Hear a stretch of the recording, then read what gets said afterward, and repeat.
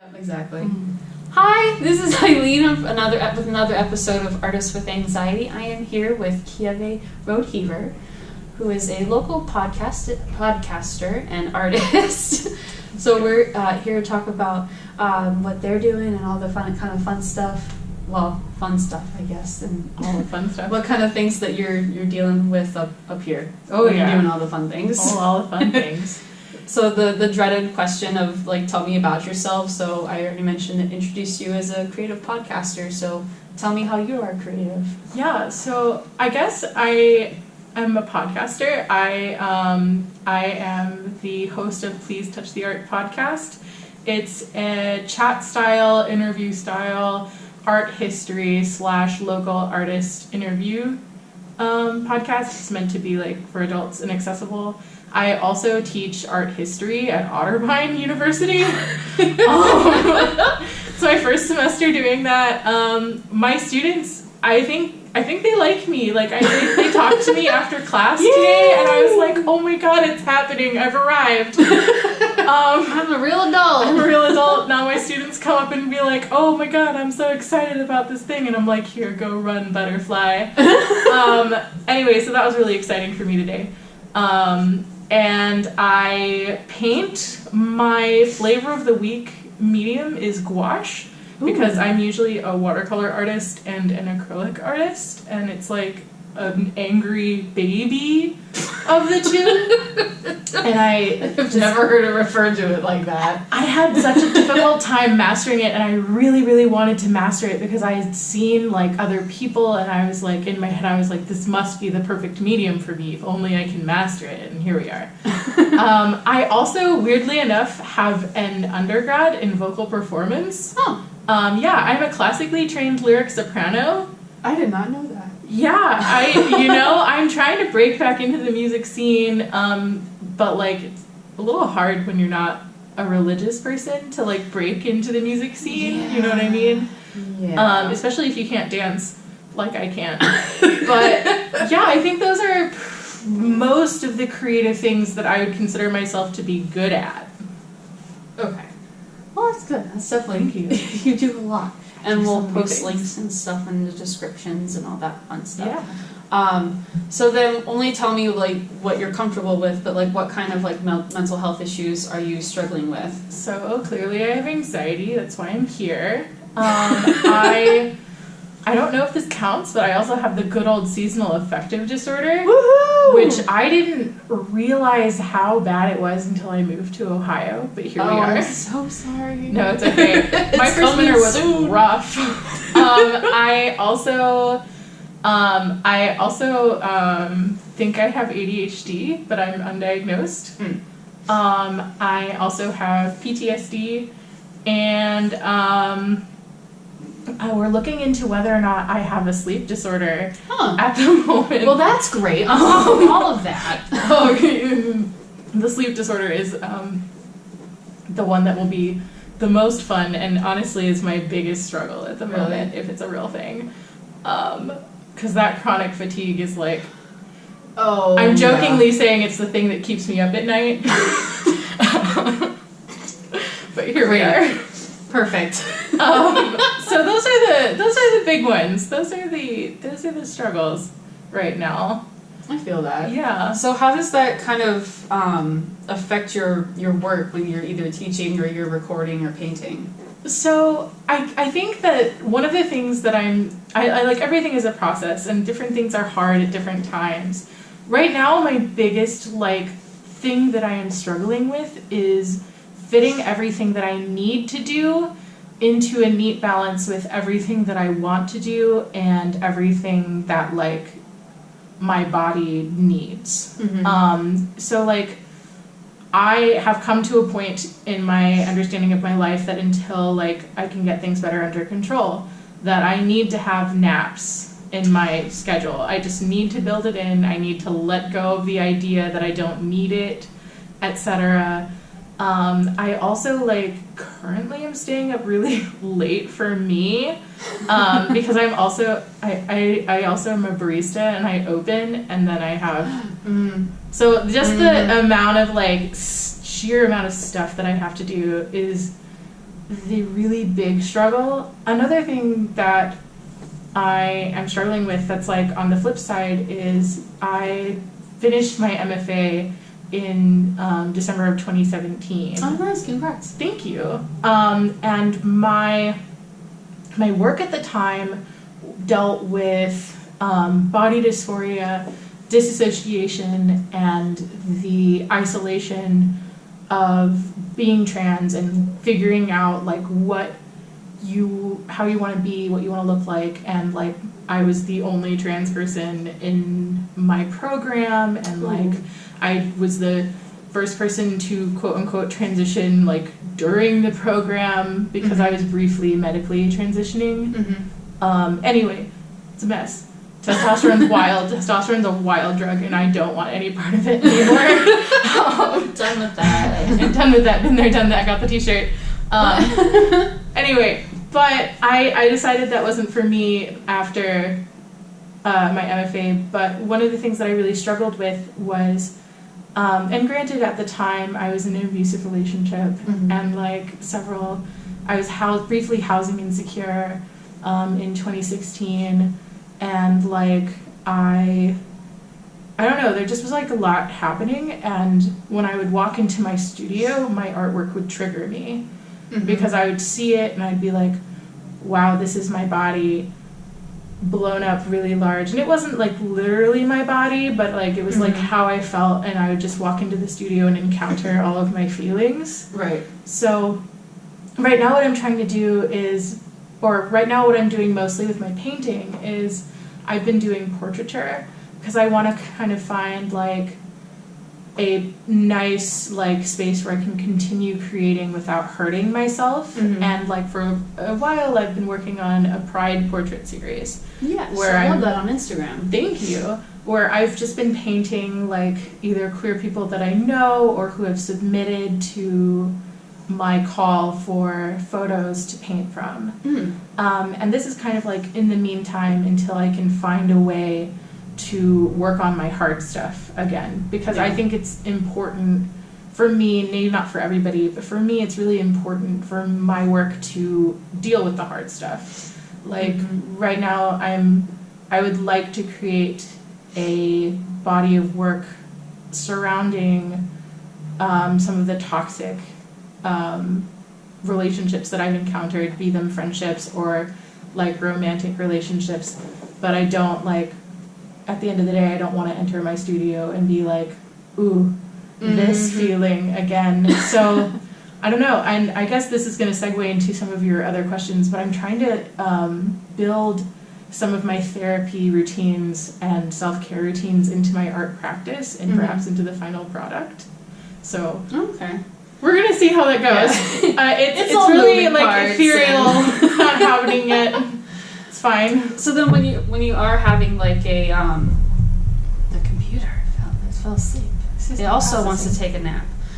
So when you're kind of when you find yourself in the studio and you do have like a freak out moment, are there steps that you take to kind of walk yourself back away from that and to calm down? Yeah, I don't have a huge studio practice at the moment, or rather I don't have a place that is only my studio right now. I feel that. I have the corner of the bedroom studio. Right. So there's something different that I would do now than I wouldn't have done like in my studio then. First of all, I've done a lot of therapy. I'm in a group therapy. It's super good. It's like, if you're in the Columbus area and you're trans, like Stonewall and North Central have this like really good group therapy that they've partnershiped. It's free, it's nice. All the people in it are folks who are just trying to feel better, get their feels out, etc. But anyway, so I've learned a lot through therapy, and one of the things that works really well for me is we do something that colloquially we've called putting our thoughts on trial. Oh, okay. But essentially what that is when you encounter a thought like the thought being my art sucks, I guess. And then the thoughts on trial would be, why do you think your art sucks? Who has told you your art sucks? What evidence do you have that tells you your art doesn't suck? For me, I have a master, like, not everybody's going to have this, so it's like your own personal accomplishments. It can be, I have a master's. I have a loving community on Instagram that likes my stuff, and even if they don't comment or like really interact with me, they regularly like my things. There's no one coming up to me telling me that my artwork is bad. Like, so there's absolutely, and like, it's still, the thought's still going to be there, but like, it's, you know, it's nice. And like, another one that I really struggle with is like something silly, like, oh, I burned the food, everyone's gonna hate me. Well, no one's gonna hate you because you burned the food. You just might have to eat burned food. So that's a really good one. I also do a lot of grounding techniques. So one of the really easy ones is you can notice the things around you. Like, you can say, the walls are white, this is blue. Like, I am breathing through my mouth right now, or I'm touching my legs, etc. Another really good one that I like, and I think that this is one of my like really big ones, because there's stuff that you just can't like dismiss, or you can't just like, I don't know, it takes a longer time to go through, is you can do something called the container method. And the container method, my personal container method, is a Bud Light truck, so it can drive away from me. But the container method is, you essentially go, I have all of these thoughts and feelings, and I can't deal with them right now because I'm at work, or I am painting, or I am, etc. And you put the thoughts inside of the container, and you visualize yourself locking it up and putting it away. And when you have time to open up those thoughts again, you visualize yourself opening it up and letting the thoughts out. And that helps you compartmentalize so that you don't have to focus on your trauma 24/7. Mine even has like a partition where all the bad things and the bad thoughts go on one side, and then like things like, I'm grieving certain family members that don't talk to me anymore, I can put them in the nicer side with like the floral couch and the carpet and etc. Or like, I don't know, let's say I wake up sad one day because my childhood dog died like 3 years ago. Well, the dog's on the nice side with the carpet. That's cool. I like that. Yeah, so it just really is like very nice for me. Also like the being able to step away. I have a really funny story about me falling asleep on a concrete floor underneath paintings inside of my studio, because I knew if I went home I wouldn't come back, but I needed a nap. Big mood. hard mood. And everything's a process, and I actually, I think that I'm just still in process, and that's okay. Yeah, and it's almost a self-discovery kind of thing, that what might have worked a couple years ago might not work now, and you have to find something new. And I definitely had to have done that before with my cognitive therapy sessions. And what I'm looking into at the moment actually is I want to go to Equitas Health, because they have a sliding scale fee, which works really well for me because I still like fly under the sliding scale fee with my zero health insurance. I know people like that. Anyway, but one of their therapists specializes in EMDR, and not a licensed professional, but like everything that I've heard about EMDR, a lot of people have like really done very well with it, and I think, considering how well I already do with like the replacement of the thought and the container method, etc., I think that it would be a good next step for me. That's awesome. I feel like I've heard of the EMDR before, and I think there's another guest that I'm going to be recording with later that's also going to talk about that. So it's nice to see the kind of common thinking from that for all the creatives too. It's great. Yeah. So then, was there ever like a specific instance where you had to mentally fight to be creative, like you had a deadline, but you, like you said, you needed a nap, so you had to take the break? Oh gosh. Like how did you? What was the result? Was it successful? Was it? So I, like I said, right now I'm kind of working with my work-life balance, even at the moment, and currently I'm kind of like flying on borrowed time at the moment, in that I have to be awake and at work at 6:30 a.m. and I am a person who has a life, and like I work, if only including like the times that I'm in the coffee shop and in the classroom, I work 40 hours a week. Whoa. This isn't including my painting practice or my podcasting, exactly. et cetera, et cetera. So I currently at this very moment don't have a good answer to this question, because right now I'm just staying up until midnight and hoping that I don't crash. It's a process.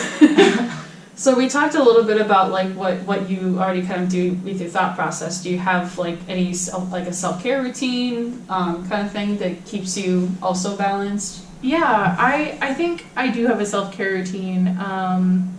I kind of like, I think part of my self-care routine has been taking a moment back and understanding that I can't always go hard or go home as far as the content of my artwork is. Is like doing its due. I don't know, words are hard. But I don't know, I'm an extrovert, and I know a lot of people are not introverts, or rather are introverts, especially in the artist community. I usually encounter more introverts. I know I'm one.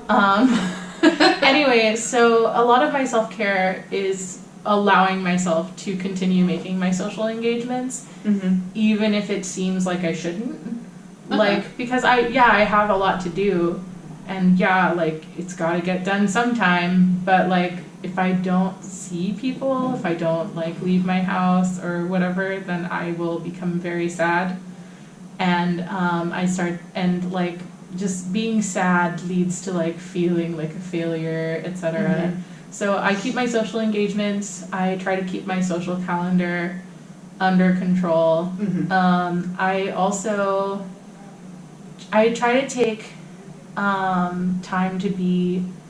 I have a hammock now. It's a game changer. And what's really game changing about the hammock is you can be like, I have to be across town at 4:00, and it is 2:00, but I need a nap. Well, you can go across town and then set up your hammock, and then you wake up and you're there. And that's like life changing. That's amazing. So as far as like self-care, I also I guess another thing that I've been doing, which is kind of art related but not really, is I also struggle with dermatillomania, which is excessive skin picking. Oh my god, that's just relates to my eczema, but like, oh my god, I'm sitting there at work. Yeah, like, I need to be doing things. Anyway, and like one of the problems is if it gets out of control, then my hands start to hurt and it starts to be hard to do things, etc. So I actually like make sure to lotion my hands at night. That way, like when I'm sleeping, it helps with like the healing and stuff like that. And like, I don't know, a good nice combination of being social, being outside, making sure I actually build my naps into my schedule instead of crashing randomly and then scrambling at the last minute, which is what I love to do. Oh yes. Yes. I love my naps for sure. So I guess those are the other self-care issues that I didn't mention earlier. Okay. So then we talked briefly about like your group therapy and like proper treatment for a lot of these different mental illnesses, and I talk about my that I'm on anti-anxieties and I've done therapy and I probably should go back, but the whole budget thing. So you already kind of talked about the different therapies. Do you use any other proper treatments to manage things? I've been in cognitive behavioral therapy for several years now. And or what you call talk therapy. I know that my therapist, I wouldn't necessarily think that my therapist like technically like labels herself as a mindfulness therapist, but my therapist believes in mindfulness. And I try to practice mindfulness activities when I can. I have not been on mental health medication unless you consider testosterone to be part of that. Because testosterone can be so alleviating for some people, and that was what I was hoping for when I started testosterone. And it's okay that it wasn't for me. It's for a lot of people though. But I guess I also like, as far as mental illnesses are concerned, I think that those are the major treatments that I've been through. Is mostly just a lot of therapy. So much therapy.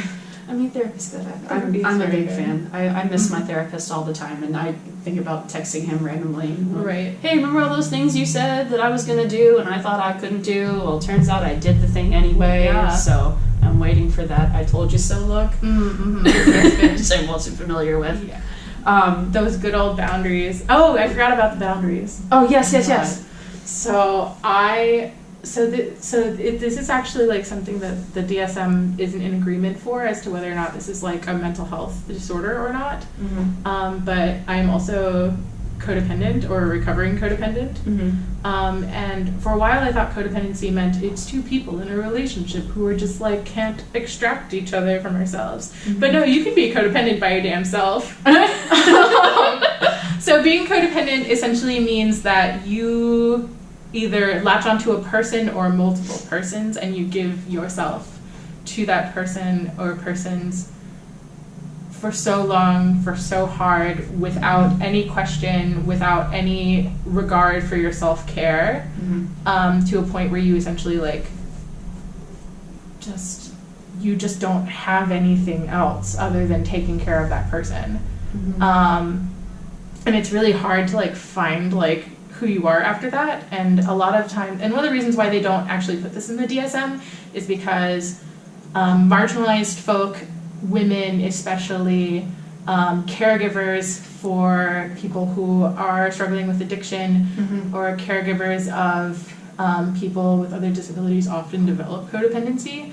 And anyway, it's just something that is more societally trained in us rather than a chemical imbalance. And is completely like recoverable, similar to like with enough treatment, borderline personality disorder also is completely recoverable. But anyway, moving on. So my boundaries are very small and very tiny. And I've only had them for like a year now, and it's like life-changing to tell someone no. It's amazing. It's like amazing. There was something that like clicked in my head like 6 months ago. Somebody like asked, I don't even remember what it was, somebody asked me to do this thing, and I was like, I just don't want to do it, and I'm going to suffer if I do this, but they are also suffering, and if they suffer and I suffer and we're suffering together, it's fine. And then I was like, wait a minute, I don't have to suffer. And like for like a week straight I was like going around like opening doors to people's houses and being like, hey guys, I don't have to suffer anymore. I don't have to suffer just because somebody else is suffering. It's great. Anyway, boundaries. That is wonderful. I'm glad. That's fantastic, because I feel like that's half the battle is figuring out, like reestablishing a lot of those too. And I still like ask people like, hey, do you think this is a reasonable boundary? like, can I tell that person over there that can't have my entire plate of nachos? I want like at least 3, you know. Big mood. Big mood. Big mood.